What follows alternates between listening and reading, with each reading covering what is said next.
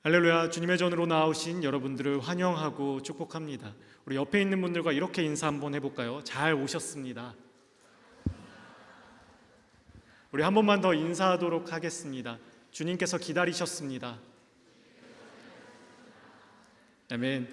오늘 우리는요, 누가복음의 말씀을 통하여서 우리에게 진정으로 필요한 것이 무엇인지에 대해 은혜를 나누고자 합니다. 여러분도 혹시 쉬실 때 영화 보시는 거 좋아하시나요? 저는 틈이 나면 가끔씩 영화를 봅니다. 그런데 유튜브 채널에 요즘 20분 몰아보기, 30분 몰아보기, 1시간 몰아보기처럼 한 2시간, 3시간, 많게는 드라마처럼 열몇 시간에 해당하는 그 분량들을 1시간 혹은 30분으로 몰아서 설명해 주는 것들이 있습니다. 그런데요, 제가 정말 작정하고 시간이 나서 영화를 봐야겠다라고 하면요, 특별히 챙겨보는 영화가 있습니다. 바로 고전 영화입니다. 저는 고전 영화 보는 것을 상당히 좋아합니다. 그냥 그 시대를 비추어 보는 것도 좋고, 그때의 분위기와 색감도 좋고, 또 그 내용들을 현재의 지금으로 가져다가 생각해보고 적용해보는 그 자체를 참 좋아하는 것 같습니다. 여러분들께서는 어떤 장르의 내용들을 좋아하십니까? 영화뿐만이 아니죠. 책이 될 수도 있고, 음악이 될 수도 있고, 어떤 무대가 될 수도 있을 것 같습니다. 여러분들이 특별히 좋아하는 장르는 무엇입니까? 무언가를 바라본다는 것은요, 그리고 그 시대를 바라본다는 것은 해석자의 시선이 아주 지대한 영향을 끼치는 것 같습니다. 조금의 스포일러가 담겨 있는데 양해를 부탁드립니다. 여러분들 해리포터 아십니까? J.K. 롤링이 집필한 그 해리포터, 최근 4억 부가 넘게 팔렸다는 기사를 언젠가 본 적이 있는 것 같습니다. 매니아층이 아주 강하게 형성되어 있는 이 판타지 소설, 아마 최고의 소설 중에 하나일 것입니다. 이 소설의 주인공 해리포터의 성장기와 그의 영웅담이 기록되어 있습니다. 그리고 그 라이벌로 등장하는 인물이 한 명 있습니다. 누군지 아십니까, 여러분? 말포이라는 인물이 등장을 합니다. 그런데 여러분, 이 영화나 소설을 쭉 보고 있노라면 해리포터는 되게 정의의 편이고 의로운 사람이고, 이 말포이는 결국 악의 편에 선 사람이 됩니다. 그러다 제가 언젠간 하루는 이 말포이 시점에서 바라본 해리포터라는 영상을 본 적이 있었더랬습니다. 그 영상을 보고 있노라면 이 사람이, 이 말포이라는 인물이 왜 그렇게 삐뚤어지게 됐는지가 이해가 되고, 그 성격이 왜 이렇게 모나게 됐는지가 참 공감이 되어집니다. 그리고 그 영상을 끝까지 보면 왠지 모르게 이 주인공 해리포터가 좀 얄밉게 그리고 치사하게까지 느껴지곤 하게 되었습니다. 이런 것처럼요, 해석자가 어떠한 시선으로 사건을 바라보냐에 따라서 그 사건은 천지 차이로 결과가 나누어진다는 것입니다. 그리고 우리가 함께 읽었던 오늘 본문에서 2명의 해석자가 등장합니다. 율법교사와 예수님입니다. 오늘 본문은요, 어떤 율법교사가 예수님을 시험함으로부터 사건이 시작됩니다. 25절을 보면 이렇게 이야기하는데요, 어떤 율법교사가 일어나 예수를 시험하여 이르되 선생님, 내가 무엇을 하여야 영생을 얻으리이까? 여러분, 잠깐 상상해 보기를 원합니다. 지금 예수님 앞에 예수님의 메시지를 듣기에 수많은 무리들이 모여 있는 것입니다. 조용하고 예수님께 집중하고 있던 그 상황 속에서 한 명의 사람이 일어나서 손을 들고 외친 것입니다. 선생님, 어떻게 해야 영생을 얻을 수 있습니까? 라고 마십니다. 그런데 여러분, 이 율법교사는요, 답을 알기 위해서 질문을 던진 것이 아니었습니다. 예수님을 시험하기 위하여서 그렇게 어리석은 질문을 던지고 있는 것입니다. 예수를 시험하여 이르되, 여기에 사용되었던 헬라어 에페이라조는요, 평가하다, 시험하다라는 뜻을 담고 있는 단어입니다. 그런데 이 단어가요, 악의적인 쪽으로, 좀 부정적인 쪽으로 해석될 때에는요, 그를 곤경에 빠뜨리기 위해서 시험하다, 심하게는 그를 악의적으로 힘들게 하기 위하여서 시험하다라는 단어로 사용된다는 것입니다.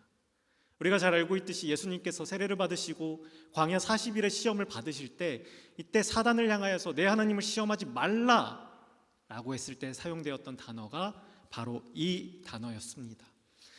마찬가지로요, 이 율법교사는 아주 불순한 의도를 가지고 예수님께 질문을 했다는 것입니다.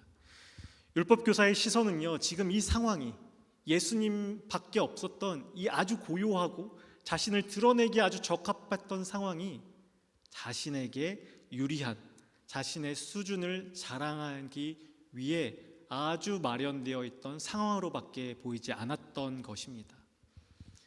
여러분 어떠십니까? 지금 이 율법 교사와 같은 사람 말입니다. 어떻게 보이십니까? 만족스러우십니까? 좋게 보이십니까? 아니면 좀 모난 성격의 거리를 두고 싶으십니까? 아마 대부분의 분들이라면 좀 거리를 두고 싶다. 나도 친절하고 성격 좋고 서글서글하고 이렇게 넉넉한 사람이랑 교제하고 싶지, 이렇게 자기 자랑한 사람이랑은 거리를 두고 싶다라고 생각하는 게 일반적일 것입니다. 그런데 저는 개인적으로 이런 유형의 사람들을 보면 좀 궁금증이 확 들어옵니다. 뭐지 이 사람? 이 질문의 의도가 뭐지? 티가 안 날 거라고 생각하는 건가? 무슨 의도를 가지고 이런 질문을 했지? 라는 궁금증이 저를 따라옵니다. 그런데요, 예수님의 시선에서 이 사람은 불쌍한 사람으로 보였던 것 같습니다. 예수님께서는 그러한 시선으로 율법교사를 향해서 반문으로 답하십니다. 우리 함께 26절 읽어볼까요? 26절입니다. 함께 읽겠습니다. 시작. 예수께서 이르시되 율법에 무엇이라 기록되었으며 내가 어떻게 읽느냐. 아멘. 율법교사는요, 이 말을 듣고 아주 신이 났던 것 같습니다. 마침 자기 자신의 지식을 뽐내고 싶었는데 그 상황 속에서 예수님께서 너는 뭐라고 성경에 기록되어 있니? 네가 대답해봐 라고 요청하신 이 상황이 말입니다. 아주 대답도 잘합니다. 마음을 다하고 목숨을 다하고 힘을 다하고 뜻을 다해서 하나님을 사랑하고 이웃을 사랑하라 라는 신명기의 말씀을 가져와서 정답을 유창하게 이야기합니다. 예수님께서도요, 이 대답을 듣고 옳도다, 내 말 정답이야 라고 인정해 주십니다. 그런데 여러분, 지금 율법교사가 놓치고 있는 한 가지가 있습니다. 무엇인지 보이십니까? 그것은 바로 내가 어떻게 읽느냐는 주님의 두 번째 질문이었습니다. 예수님의 질문에서 중요한 것은요, 율법에 무엇이라 기록되어 있느냐가 아닙니다. 이 사람은 율법교사입니다. 당연히 율법에 능통했고 아마도 줄줄줄줄 외울 수 있을 만큼 율법과 친숙한 사람이었을 것입니다. 그런 그에게 예수님께서는 그것을 어떻게 읽고 있냐고, 다시 말해 말씀을 어떻게 이해하고 있는지에 대해서 묻고 계신 것입니다. 주님의 사랑하는 여러분, 우리는 이 말씀을 어떻게 이해하고 있습니까? 우리는 이 말씀을 어떻게 깨닫고 있고 우리는 이 말씀을 어떻게 받아들이고 있습니까? 너무 익숙해서, 너무 당연해서 그냥 똑같은 말씀인가 보다 하고 스쳐 지나가고 있지는 않습니까? 이곳에서 발견되는 것은 아무것도 없고 그저 예전에 들었던 그 본문, 예전에 읽었던 그 말씀으로 치부하고 있지는 않습니까? 주님께서 오늘 이 말씀을 읽고 있는 저와 여러분들을 향해서 동일하게 질문을 던지고 계십니다. 너는 어떻게 읽느냐? 오늘 본문을요, 오늘 말씀을 단지 예전에 읽었던 그 기억으로 혹은 2000년 전 일어났던 사건으로 치부해 버린다면 우리 역시도 오늘 율법교사와 같은 표면적인 것밖에는 볼 수 없을 것입니다. 물론 그것이 틀렸다는 말은 아닙니다. 우리도 선한 사마리아인의 삶을 살아야 됩니다. 그러나 오늘을 살고 있는 우리에게 주님께서 오늘 말씀하시는 그 말씀을 놓쳐서는 안 된다는 것입니다. 그런 율법교사를 향해서요, 예수님께서는 선한 사마리아인의 비유를 들어 진리를 보게 하십니다. 내가 사랑해야 할 이웃이 누구인가를 찾는 것이 아니라 사랑이 필요한 자가 너의 이웃이다 라고 말입니다. 다시 한번 말씀드립니다. 내가 사랑해야 할 이웃이 누구인지를 찾는 것이 아니라 지금 사랑이 필요한 그가 너의 이웃이다 라는 그 진리를 말입니다. 예수님께서 말씀하신 이 선한 사마리아인의 예화는요, 우리에게 너무나도 익숙한 메시지입니다. 아마도 유대인으로 추정되는 이 사람이요, 강도를 만나 모든 것을 빼앗기고 죽게 되어서 버려져 있는 상황입니다.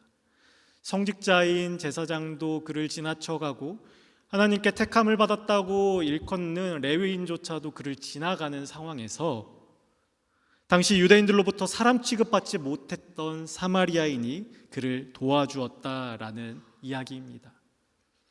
이 예화 속에서요, 이 비유 속에서 역할을 한번 생각해 보기를 원합니다. 강도를 맞은 유대인이 아마 주인공의 역할이었겠죠. 그는 위기도 당하고 처음부터 끝까지 등장하는 인물입니다. 그리고 제사장과 레위인은 아마 이 상황을, 이 내용을 더욱더 풍성하게 해주는 조연 1, 2 정도일 것입니다. 그리고 선한 사마리아인, 주인공의 조력자이자 상대 역인 사마리아인이 등장합니다. 우리는 이 비유를 들으면서 사마리아인과 같은 헌신과 사랑을 행해야 되는구나를 알게 됩니다. 그 상대가 누구이건 간에 도움이 필요한 자를 그냥 지나치지 말고 헌신과 사랑으로 돌보아야 된다라고 우리는 깨닫게 됩니다. 이 모습은요, 지극히 성경적인 모습입니다. 심지어는요, 이 사마리아인은 여행 중이었다고 기록합니다. 여행 중에 자신 경비 다 털어가지고 지금 강도 만난 그 죽어가는 자를 돌보았다는 것입니다. 여러분, 가능하시겠습니까? 지금은 카드 긁고 미리 예약해 놓은 걸로 그냥 여행 나머지 즐긴다 생각하고 도와줄 수 있겠지만, 당시를 생각해 보면요, 가진 거 다 털어서 그를 도왔다라는 것입니다. 망설여집니다. 주저하게 되고, 나의 목적은 여행이니까 살짝 다른 사람이 도와주겠지라고 생각하면서 지나쳐 버릴지도 모르겠습니다. 그런데 여러분, 이 사마리아인, 정말 멋이 있고 너무나도 매력적인 역할이지만 우리가 착각해서는 안 되는 것은 그는 주인공이 아니라는 사실입니다. 오늘 예화 속의 주인공은 강도 만난 자이자 거진 죽게 되어 있던 이 사람, 바로 그가 주인공이라는 사실입니다. 저에게 있어요, 오늘 본문은 참 강렬하고 특별한 말씀으로 인식되어 있습니다. 약간은 부끄러울 수 있는 저의 과거인데요, 언제인지는 정확하게 기억이 나진 않은데 고등학생 때로 기억을 하고 있습니다. 무슨 심부름을 마치고 초콜릿을 사들고 되게 신이 나서 이제 집으로 들어오는 길이었습니다. 방방 뛰면서 들어오고 있는데, 당시 집이 그 골목가에 있던 주택이었는데 그 앞에 계단턱이 있었습니다. 뭐가 되게 그렇게 신났는지 그 초콜릿을 들고 방방 뛰면 들어오다가 계단에서 다리를 접질러 버렸습니다. 정말로 고통 속에 쓰러져서 그 골목 가운데, 도로였습니다. 도로 가운데 누워서 떼굴떼굴 구르고 있는데 어떤 아저씨 한 분이 지나가시는 겁니다. 여러분, 상식적으로요, 아니 그냥 인간적으로 보면요, 누군가가 소리도 못 지르게, 비명도 못 지르게 아파하는 모습을 보면 이렇게 관심이라도 가져볼 법하지 않습니까? 좀 이렇게 지극정성으로 치료는 못하더라도 괜찮은지 한번 물어볼 수 있지 않습니까? 근데 그 아저씨께서는 그냥 갈 길을 가셨습니다. 그 상황 속에서 제 머릿속에 스친 것이 바로 오늘 본문의 사마리아인의 비유였습니다. 그렇게 한참을 누워있다가요, 절뚝거리는 다리를 끌고 집으로 들어갔더랬습니다. 저에게 몸소 체감되었던 본문, 바로 이것입니다. 그런데 여러분, 참 어이없게도 참 고통스러웠던 이 사건이요, 그 사건을 경험한 뒤로 강도 만난 자의 시선을 저에게 가져다 주었다는 것입니다. 예화에서 빠져나와서요, 이 사마리아인의 예화에서 빠져나와서 오늘 예수님과 마주하고 있는 이 율법교사의 시점으로 돌아가기를 원합니다. 여러분, 사건의 시작은요, 율법교사의 그 질문이었습니다. 예수를 시험하고 자신의 잘남을 나타내고자 했던 그 질문 말입니다. 당시 율법교사라고 하면요, 엘리트 집단의 사람이었습니다. 사람들도요, 모두가 인정하고 존경했던 자가 율법교사라는 것입니다. 답을 몰라서도 아니고요, 영생에 관심이 있어서도 아니고, 그렇다고 진정한 이웃이 누구인지를 알고 싶어서도 아니라 그저 자신의 학식을, 잘남을, 옳음을 나타내고자 지금 이 질문을 했다는 것입니다. 우리도 종종 이럴 때가 있습니다, 여러분. 저만 그렇지는 않지요. 아마 우리 다들 이런 경험이 살짝은 있을지 모르겠습니다. 내가 배운 것이, 내가 지금 가지고 있는 것이 거저 얻은 것 아니고 누가 가져다가 던져준 것 아니고 나의 수고와 나의 열심과 나의 잠 못 잠과 그러한 포기들이 합쳐져서 쥐게 된 결과물입니다. 그래서 때로는 자랑하기도 하고 때로는 나의 자리인 것 같으면 발도 뻗어보고 할 때가 있습니다. 그런데요, 그럼에도 우리가 결코 잊어버려서는 안 되는 것은 바로 본질을 잃어버리면 그 모든 것이 무가치해진다는 바로 이 진리입니다. 계시록 3장을 보면요, 라오디게아를 향한 질책의 메시지가 들어있습니다. 우리 함께 읽어볼까요? 계시록 3장 17절의 말씀입니다. 시작. 내가 말하기를 나는 부자라 보유하여 부족한 것이 없다 하나 내 곤고한 것과 가련한 것과 가난한 것과 눈먼 것과 벌거벗은 것을 알지 못하는 도다. 아멘. 여러분, 본질이 없어지면요, 이처럼 얼마나 처량한지 모르겠습니다. 겉으로는 멋있어 보이고 겉으로는 괜찮아 보이고 겉으로는 품이 있어 보이지만 실상은 이리도 허망하다는 것입니다. 우리는 오늘 본문의 율법교사를 보면서 딱함을 느낍니다. 에이구, 교만한 사람. 아니, 율법교사라는 사람이 이렇게 말씀을 깨닫지 못하는구나. 불쌍한 사람이네 라고 말입니다. 그리고 우리는 그 연민에서 예수님의 시선을 발견할 수 있습니다. 불쌍한 사람, 율법교사 말입니다. 예수님의 예화 속 강도 만난 자가 불쌍한 사람이었듯이요, 오늘 우리가 함께 읽은 본문의 불쌍한 사람이 바로 율법교사라는 것입니다. 한 번 더 함께 읽었으면 좋겠습니다. 36절입니다. 오늘 본문 36절입니다. 시작. 내 생각에는 이 세 사람 중 누가 강도 만난 자의 이웃이 되겠느냐. 아멘. 여러분, 율법교사는요, 본질을 잃어버린 허망한 자였지만 그의 똑똑함과 지식까지 잃어버린 것은 아니었습니다. 그럼에도 예수님께서는 콕 집어서 이렇게 질문을 하신 겁니다. 누가 강도 만난 자의 이웃이 되겠느냐. 율법교사의 대답을 기다립니다. 율법교사가 답을 모를 거라 생각하신 것이 아니라 이 질문을 통해서 지금 불쌍한 자인 율법교사를 건져내고 있는 것입니다. 병들어버린 너에게 있어 진정한 이웃은 누구냐라고 말입니다.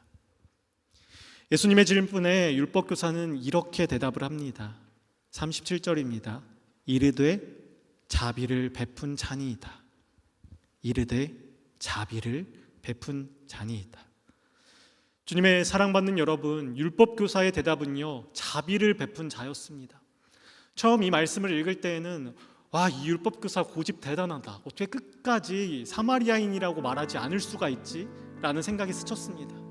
그런데 여러분, 아까도 고백했듯이 제가 다리를 접지르는 그 사건을 겪고 나서요, 이 본문을 마주하면서 저의 마음속에 이러한 시선이 생겨났습니다. 자비를 베푼 자, 자비를 베푼 자. 이 율법교사의 이 고백은요, 지금 이 사마리아인의 비유를 넘어서서, 그것을 넘어서서 아무도 자신을 돌보지 않고 관심 가져주지 않고 자신의 잘못과 교만을 지적해주지 않았는데 예수님 당신이 나를 도와주셨습니다라는 그 고백인 것입니다. 자비를 갈구하던 자, 도움을 갈구하던 그렇게 목말라 있던 율법교사에게 오직 예수님만이 찾아오셔서 그를 질책하시고 이제는 새롭게 변화시키신 것입니다. 그렇기에 지금 이 율법교사의 고백은 주님, 예수님 당신이 나의 사마리아인입니다. 당신이 나의 진정한 이웃입니다. 라는 고백인 것입니다. 여러분, 우리의 삶은 어떠합니까? 우리는 오늘 말씀을 접하면서요, 강도 만난 자를 불쌍히 여기고 사마리아인을 칭찬합니다. 율법교사의 교만을 질책하고 예수님의 그 자비하심을 담기를 원합니다. 그러한 상황 속에서 우리는 어떠한 모습으로 삶을 살아내고 있습니까? 혹 우리도 율법 교사와 같이 본질은 예전에 잃어버린 채 허망한 것에 매여서 살아가고 있지는 않습니까? 나의 이웃은 누구인가, 또 내가 무엇을 도와야 하는가에만 사로잡혀서 마치 율법 그 글자에만 사로잡혀서 살아가고 있는 그런 허망한 삶을 살고 있지는 않습니까? 나 정도면 괜찮지. 내가 얼마나 신앙생활을 오래 했는데 나 지금 신앙 상태 건강해라고 그렇게 혼자 착각하면서 자비의 주님을 잃어버리고 있지는 않습니까? 오늘 우리에게 진정으로 필요한 것은요, 가서 너도 이와 같이 하라 라는 주님의 그 말씀 앞에 있는 우리를 치유하시고 살리시는 예수님입니다. 나의 어리석음과 나의 무지함과 나의 교만에도 불구하고 끝까지 나를 포기하지 않으시고 나를 치유하시는 진정한 이유, 나의 사마리아인 예수가 필요한 것입니다. 여러분, 한번 이렇게 고백했으면 좋겠습니다. 우리 가슴에 손을 얹고 이렇게 고백합시다. 우리는 결코 괜찮지 않습니다. 함께 합시다. 우리는 결코 괜찮지 않습니다. 한 번 더 고백하겠습니다. 우리는 결코 건강하지 않습니다. 우리는 결코 건강하지 않습니다. 그렇습니다, 여러분. 우리에게 예수가 없다면 우리의 상황은 강도 만난 자이고 교만한 율법 교사일 뿐입니다. 우리에게 필요한 것은, 우리에게 무엇보다 간절히 소망되어야 하는 것은 나의 구원자이신 예수, 그분 그 자체입니다. 우리의 본질은 예수님입니다. 우리의 본질은 예수의 사랑이고 우리의 본질은 나를 살리신 예수의 생명입니다. 그것으로 충만할 때에야 비로소 우리는 나음받은 자로서, 고침받은 자로서, 치유함받은 자로서, 은혜받은 자로서 선한 사마리아인으로 살아가게 될 줄로 믿습니다.